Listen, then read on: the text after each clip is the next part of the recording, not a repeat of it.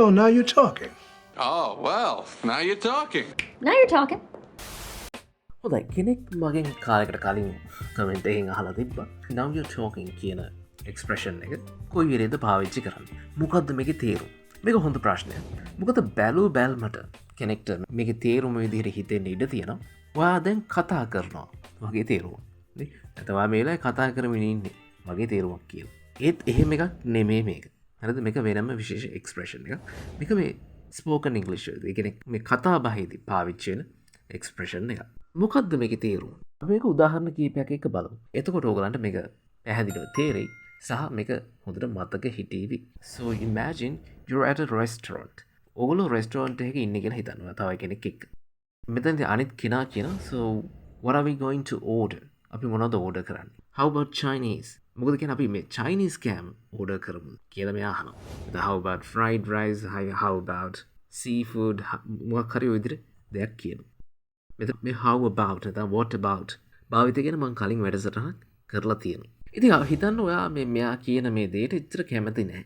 නැත්නම් අපි හිතමු මේ කියන කෑම ඔයා කලින් දවසෙත් කෑවා. ඔයාට කියන්න පුළුවන් I had Chinese last night. ඊ රෑ මම මේ Chinese කෑම කෑවේ. නැත්නම් ඔයාගේ එච්චර කැමැත්තක් නැහැ කියන එක කෙලින්ම කියන්න පුළුවන්. කොහොමද? I'm not a big fan of කියන වාක්‍ය රටාව පාවිච්චි කරනවා. I'm not a big fan of Chinese food. මේ වාක්‍ය රටාව සහ මේ කැමැති අකමැති දේවල් ගැන කියන අපි දැනගෙන ඉන්නම අවශ්‍ය දේවල් සම්බන්ධයෙන් පාඩම මම මේ ඉතාම මෑතකදි කළා. ඒකට ලින්ක් එක මම මේ වීඩියෝ අගට දාලා තියෙනවා. මම හිතනවා ඒක ගොඩක් වා ටීවී කියලා අනිවාර්යෙන් ගිහිල්ලා බලන්න. හරි ඉතින් ගුණවා කැමති නැහැ. මෙයාගේ මේ සිචුේෂන් එකට. මෙයාගේ යෝජනාවට මේ Chinese කෑම කමුද කියලා කරපු යෝජනාවට. උත්තර දුන්නා I had Chinese last night. නැත්නම් I'm not a big fan of Chinese food. මේ වගේ ඔයා ප්‍රතිචාරයක් දක්වනවා. මේ විදිහට කෙනෙක් මේ තමන්ගේ මේ යෝජනාවකට අකමැති වුණාම නැවතත් වෙනත් යෝජනාවක් කරන්න පුළුවන් how about සහ මේ then කියන වචනේ දාලා ඒ අනුව අපි තුමානිත් කියන නැවත අහන how about burgers then මොකද මේ අහන්නේ මොකද කියන්නේ එහෙනම් burgers ගැන burgers order කරමුද ඔන්න ඔකයි උතරින් කියන්නේ හරි මෙතන then කියන එකේ එහෙනම් වගේ තේරුමක් තියෙනවා එහෙනම් burgers ගැන මොකද කියන්නේ හරි හිතන්නවා මේකට කැමති ඉස්සෙල්ලා මෙයා කියපු දෙයට අකමැති වුණා හැබැයි මේකට ඔයා කැමති මේ වෙලාවේ වාට ඕනනම් කියන්න පුළුවන් ඔයාගේ මේ කැමැත්ත ප්‍රකාශ කරන්න now you're talking කියලා. හරි? ඔය තියෙන්නේ එනතන් අන්න එහෙම එන්නු. ටිකක් අන්න ඒ වගේ.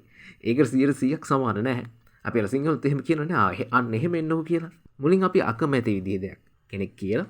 පස්සේ මේ විදිහට අපි approve කරන විදිහ අපි අනුමත කරන අපි කැමති විදිහේ යෝජනාවක් සිචුේෂන් එකක් නැත්නම් offer එකක් කරාම අපි ඒක අනුමත කරන බව අපි ඒකට කැමති බව ප්‍රකාශ කරන්න මේ විදිහට now you're talking කියලා මේ එක්ස්ප්‍රෙෂන් එක පාවිච්චි කරන්න පුළුවන්. තව අවස්ථාවක් හිතන්න imagine you want to buy something. Let's say it's a used smartphone. මේ පාවිච්චි කරපු smartphone එකක් ඔයා උඩ සල්ලි දීලා ගන්න හදන්නේ. ඉතින් අපිට අහන්න පුළුවන් how much for the phone? මෙතන අපි how much is the phone කිව්වොත් ඒ ෆෝන් එකේ ගාණ කීයද කියලා අහන්නේ. how much for the phone කිව්වහම මේකේ පොඩි වෙනසක් තියෙනවා. මෙතනිනුත් මේ අහන්නේ ෆෝන් එකේ ගාණ තමයි. හැබැයි අපි මේ how much for the කියන එක පාවිච්චි කරනවා මේකට කීයක් ඔයා බලාපොරොත්තු වෙනවද වගේ තේරුමකින්. හරි? ඒ කියන්නේ අර ගාණ අඩු කරලා ගාණ අපි පොඩ්ඩක් අර හෙට්ටු කරලා බාගේන් කරලා මොන හරි දෙයක් ගන්න බලාපොරොත්තු වෙන අවස්ථාවක මේක වඩා සුදුසුයි. මේ පාවිච්චි කරපු ෆෝන් එකක් නෙවෙයි ගන්න හදන්නේ. ඉතින් මේ වෙලාවේ ඒකින් දානවා how much for the phone කියලා. ඒ වගේම මේක මතක තියාගන්න මේ how much for the කියලා මෙහෙම අහන එක කතා බහේදී විතරයි පාවිච්චි කරන්නේ. ලිඛිතව පාවිච්චි කරන්න එපා. හැබැයි කතා බහේදී මේක නිතරම පාවිච්චි වෙනවා. ඔයාලට මේකට කීයක් ඕනේද? කීයක් බලාපොරොත්තු වෙනවද? වගේ අර්ථයක් දෙන්න.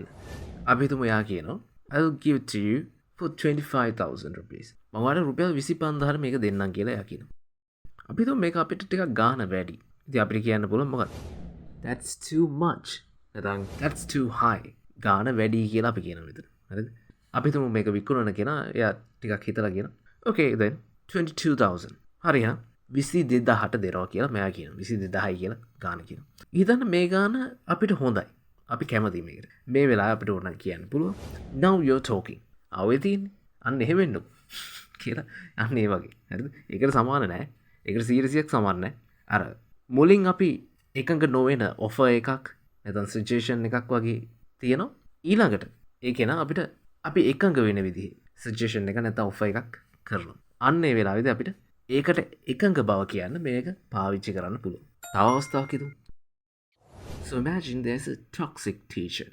හිතන්න toxic teacher කෙනෙක් ඉන්නවා. මොකද මේ toxic teacher කෙනෙක් කියන්නේ? මේ toxic කියන එක අපි අර විෂ සහිත කියන අර්ථය දෙන්න පාවිච්චි කරනවා.